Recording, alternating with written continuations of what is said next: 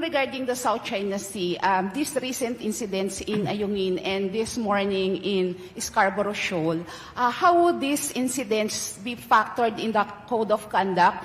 And I believe during your bilateral meeting with the Minister Wang Yi, it's the Philippine soldiers who attack their troops, the CCG. Well, I don't know where you got that, but in any discussions, it's negotiations, it's never only the position of China.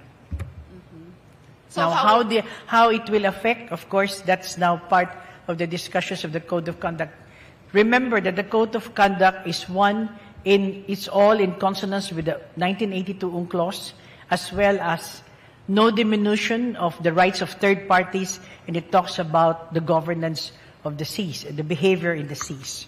So that's what it's all about. Going back to the Code of Conduct, are you concerned, ma'am, that different interpretations of arrangement in a disputed waterway, like the provisional understanding that we have on Ayungin Shoal with China, could create confusion or precedence in the negotiations for the COC? And I say that because maybe about an hour ago, the DOFA said that you felt that you had to correct mischaracterization of that provisional understanding.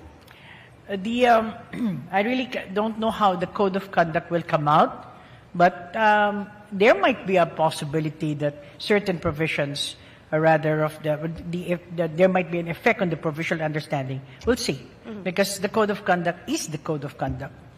Ma'am, and just one more. Just to clarify, the Chinese ambassador claimed that there was construction at the BRP Sierra Madre, and that allegedly is a violation of the provisional understanding.